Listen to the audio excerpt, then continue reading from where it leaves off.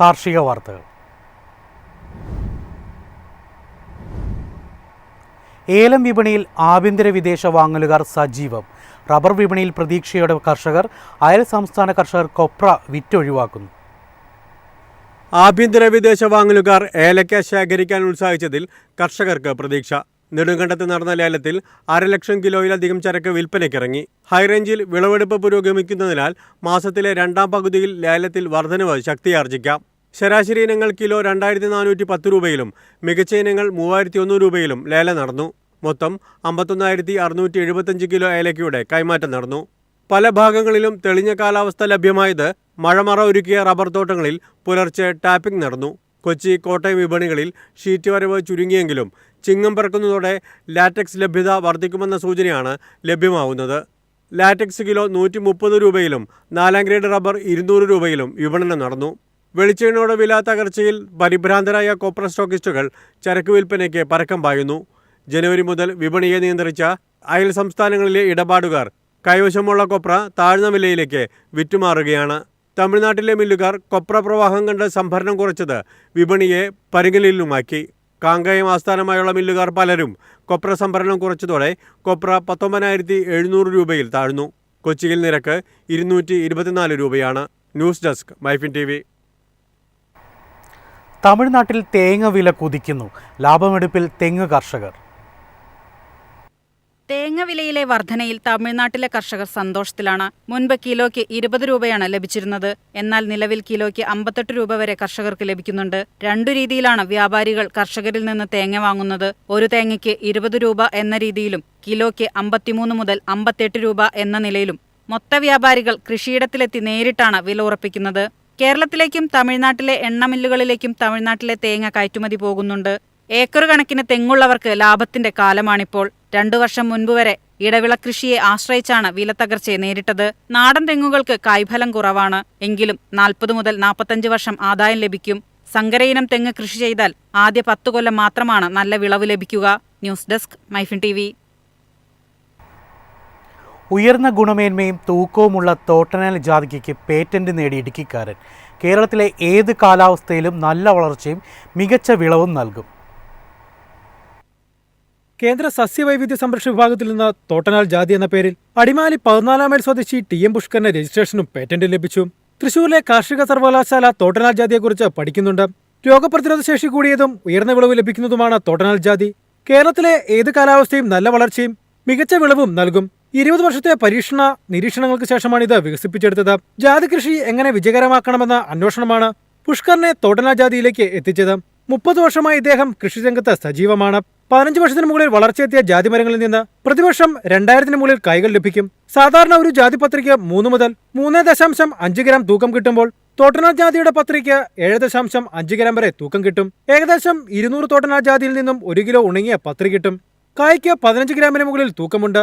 മറ്റിനങ്ങൾക്ക് 100 മുതൽ 120 എണ്ണം ഉണ്ടെങ്കിൽ 1 കിലോ കായ് ലഭിക്കും. എന്നാൽ തോട്ടനാൽ ജാതിയുടെ 70 എണ്ണത്തിൽ നിന്ന് 1 കിലോ കായ് ലഭിക്കും. News desk MyFin TV. Kuttanad വികസന പാക്കേജ് പുനരുജ്ജീവനം നടപ്പാക്കുമെന്ന് സംസ്ഥാന കൃഷിമന്ത്രി P. പ്രസാദ്. പദ്ധതിയുടെ 1ാം ഘട്ടം വിജയമാണെന്നും മന്ത്രി. കൂടുതൽ ഫണ്ടുകളും ആധുനിക സാങ്കേതിക വിദ്യകളും പ്രയോജനപ്പെടുത്തി കുട്ടനാടിന്റെ കാർഷിക സാമ്പത്തിക മേഖലകളെ പുനരുജ്ജീവനം ചെയ്യാൻ സംസ്ഥാന സർക്കാർ പ്രതിജ്ഞാബദ്ധമാണെന്ന് P. പ്രസാദ് വ്യക്തമാക്കി. കുട്ടനാട് വികസന ഏകോപന കൗൺസിൽ പ്രവർത്തന സജ്ജമാകുന്നതോടെ മുഖ്യമന്ത്രിയുടെ അധ്യക്ഷതയിൽ കൃഷി, ജലസേചനം, ഫിഷറീസ്, തദ്ദേശ സ്വയംഭരണം തുടങ്ങിയ വകുപ്പുകളുടെ ഏകോപനം ഉറപ്പാക്കും. Monitoring and advisory council, implementation and technical committee, ജില്ലാതല സെക്രട്ടേറിയറ്റ് എന്നിവ ജനപങ്കാളിത്തത്തോടൊപ്പം സുതാര്യതയും ഉത്തരവാദിത്വവും ഉറപ്പുവരുത്തുമെന്നും മന്ത്രി പറഞ്ഞു. 15.36 കോടി രൂപയുടെ പുതിയ അടിസ്ഥാന വികസന പദ്ധതികളും AC കനാലിന്റെ 2ാം ഘട്ട നിർമ്മാണവും പുരോഗമിക്കുകയാണ്. 1840 കോടി രൂപയുടെ ശുപാർശകൾ ഉൾക്കൊള്ളുന്ന ഈ പദ്ധതിയുടെ 1ാം ഘട്ടം 1013.35 കോടി ചെലവഴിച്ച് വിജയകരമായി പൂർത്തിയാക്കിയെന്നും മന്ത്രി പറഞ്ഞു. News desk MyFin TV. വിപണിയിലേക്ക് പുതിയ കേരള ബ്രാൻഡ് മട്ടവടി അരി എത്തുന്നു. TPF ഭാരതാണ് പുതിയ അരി ബ്രാൻഡ് പുറത്തിറക്കിയത്. മധ്യ കേരളത്തിൽ 3 ഫാക്ടറികളാണ് TPFനുള്ളത്. പ്രതിമാസം 4500 ടൺ അരി സംസ്കരിക്കാനുള്ള സംയുക്ത ശേഷി കമ്പനിക്കുണ്ട്.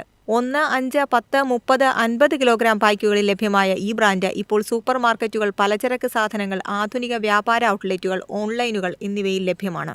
പുതിയ ബ്രാൻഡിന്റെ സമാരംഭത്തോടെ നടപ്പ് സാമ്പത്തിക വർഷത്തിൽ കമ്പനി 65 കോടി രൂപയുടെ വിറ്റുവരവ് ലക്ഷ്യമിടുന്നുണ്ടെന്ന് TPF ഭാരതിന്റെ മാനേജിംഗ് ഡയറക്ടർ ക്രിസ് ടോളിൻ പറഞ്ഞു. സംഭരണം, ഗുണനിലവാര നിയന്ത്രണം, ഉൽപ്പാദന പ്രവർത്തനങ്ങൾ, വിപണനം എന്നീ മേഖലകൾ കൈകാര്യം ചെയ്യുന്ന 170 പ്രൊഫഷണലുകളുടെ ഒരു സംഘമാണ് പ്രവർത്തിക്കുന്നത്. കമ്പനിയുടെ ഉൽപ്പന്നങ്ങൾ ഇതിനകം 18 രാജ്യങ്ങളിലേക്ക് കയറ്റുമതി ചെയ്യുന്നുണ്ട്. കൂടാതെ യൂറോപ്യൻ വിപണികളിലും മറ്റു വിപണികളിലും വിവിധ ലേബലുകളിൽ കമ്പനിയുടെ അരി ലഭ്യമാണ്. News desk MyFin TV. American tariff വിഷയത്തിൽ പുതിയ വിപണികൾ കണ്ടെത്തണമെന്ന് കേന്ദ്രം. പശ്ചിമേഷ്യ, തെക്ക് കിഴക്കൻ ഏഷ്യ എന്നീ വിപണികളിലെ സാധ്യത കണ്ടെത്താനാണ് നിർദ്ദേശം. US-ലെ ഉയർന്ന തീരുവകളുടെ നിലവിലെ വെല്ലുവിളിയെ ധൈര്യപൂർവ്വം നേരിടാനാണ് കേന്ദ്രം കയറ്റുമതിക്കാരോട് നിർദ്ദേശിച്ചിരിക്കുന്നത്. ഇന്ത്യയുടെ സമുദ്രോൽപ്പന്ന കയറ്റുമതിക്ക് ബദൽ വിപണികൾ ലഭ്യമാണെന്ന് കേന്ദ്ര മത്സ്യബന്ധന, മൃഗസംരക്ഷണ, ക്ഷീരവികസന മന്ത്രി രാജീവ് രഞ്ജൻ സിംഗ് പറഞ്ഞു. മൂല്യവർധന, സംസ്കരണം, പാക്കേജിംഗ് സൗകര്യങ്ങൾ നവീകരിക്കുന്നതിനും ശക്തിപ്പെടുത്തുന്നതിനും മത്സ്യബന്ധന അടിസ്ഥാന സൗകര്യ വികസന ഫണ്ട് പ്രയോജനപ്പെടുത്താൻ കയറ്റുമതിക്കാരോട് ആവശ്യപ്പെട്ടിട്ടുണ്ട്.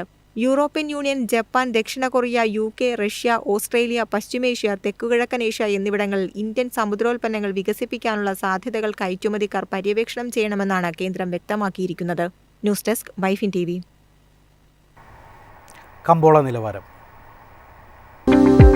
ഇന്നത്തെ കമ്പോള നിലവാരം: RSS 4 201, RSS 5 198, ലാറ്റക്സ് 138, ജാതിക്ക 310, ജാതിപത്രി 1800 മുതൽ 2000 വരെ, ഗ്രാമ്പു 790, അടയ്ക്ക 200, കാപ്പിക്കുരു 190, കൊക്കോ പരിപ്പ് 330, കുരുമുളക് ഗാർബിൾ 69,400, കുരുമുളക് അൺഗാർബിൾ 67,400, ഏലക്ക 2,400 മുതൽ 2,500 വരെ,